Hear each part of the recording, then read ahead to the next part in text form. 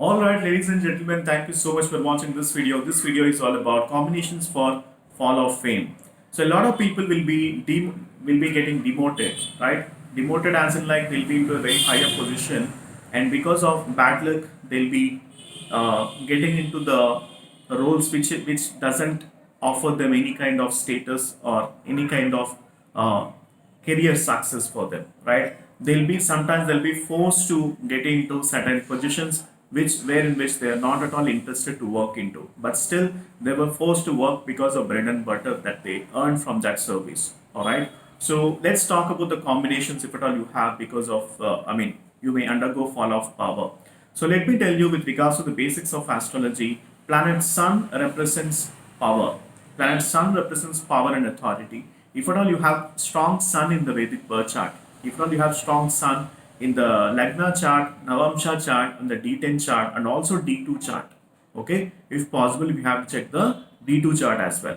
So D1 chart, D2 chart, D9 chart, and D10 chart, all these four charts has to be referred to check the placement of planet Sun. If Sun happens to be debilitated in your birth chart, if Sun happens to be sitting in the weaker nakshatra, if Sun is happen to be conjunct with Rahu, okay, this indicates that you might be forced to relocate into certain location where in which you are not interested. You might be forced to get transferred in a job that pays you less than the salary that you are earning earlier. And also this also indicates that the fall of power. Okay, instead of getting promoted, you will be getting demoted because of your performance issue. You will not be able to provide that product in work towards at the higher levels of productivity, and you cannot able to gain that authoritative and leadership positions. If at all you get into leadership position, but still you will not be respected, your ideas will not be respected, and a lot of people will be objecting for your promotion, and there will be a lot of obstacles and challenges on your career. So you have to get demoted because of all the politics that accumulate across your workplace environment. Okay, a lot of people will be undergoing the bosses who dominate and harass them like anything, right? You might have even undergone the situations wherein which the employees are getting harassed by their manager. This also happens if at all you have weak Sun in the birth chart. Especially 10th house lord should not be debilitated.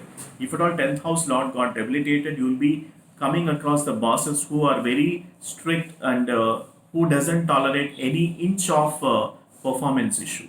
Okay, and there will be a lot of quarrels and conflicts happening across the workplace environment, and the colleagues will not be so supportive. There will be a lot of politics and backbiting about this person.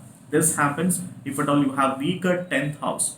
10th house talks about your career success, the kind of bosses and the kind of colleagues that you'll be having, and it talks about entirely about your workplace environment. Okay, so the 10th house lord should not be placed in the 12th house.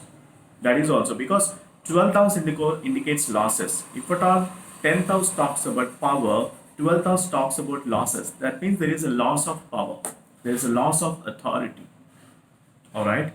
So that's how we have to read the birth chart. See, sometimes we have to check the birth chart from many different angles to come into a final prediction. I don't think any other astrologers will be checking in a very deeper perspective what exact nakshatra these planets are placed, what exact zodiac sign these planets are placed, whether they are in the friendly sign, whether they are in the enemy sign, whether they are in the exalted sign, whether they are into the debilitated sign. All these things has to be thoroughly checked. And next comes is the nakshatras, which nakshatra this planet is staying. Because although the planet is in the debilitated state or into the weaker state, if the nakshatra is very positive, then that planet will not be able to provide you super negative results. It can able to provide you little bit of negativity will be there, but it won't be super negative.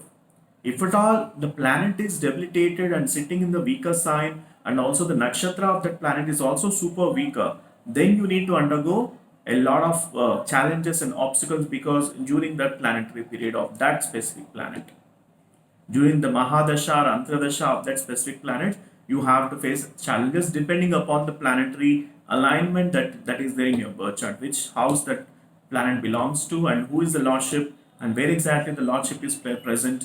And also, let me talk to you another combination. So, if at all the Lagna, that is ascendant, your ascendant lord should be placed into the positive direction. Mostly the Kendras, the first, fourth, seventh, and ninth, seventh, ninth, and tenth.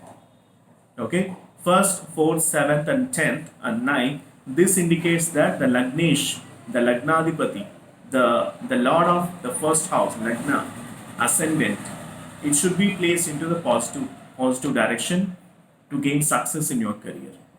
Okay, there won't be any kind of loss of power, and there won't be any kind of hiccups or any kind of challenges. And also, D10 chart has to be analyzed.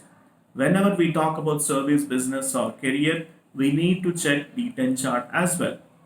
Tell me one thing, how many people are actually checking the D10 chart? They'll be just checking the Lagna chart, that too on the very top view, and they'll be providing the prediction.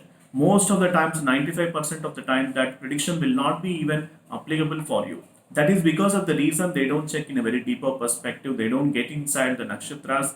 They don't check the zodiac signs, friendship and enemy table. They simply take what you say, your zodiac sign, your sun sign or moon sign, and they'll provide the prediction. That is a general prediction. If at all you need to have an individual prediction, you need to go to an astrologer who can able to check from all the angles in a deeper perspective, at least for 2 to 3 hours. Any consultation take at least 3 to 4 hours to provide them complete analysis pertaining to their individual birth chart.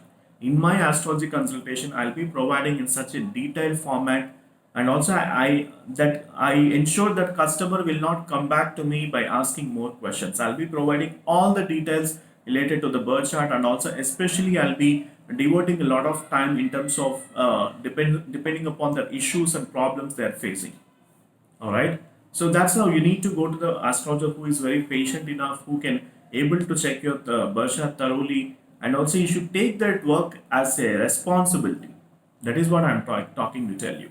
Okay. So thank you so much for watching this video. If at all you need my astrology consultations, the link is mentioned in the description section.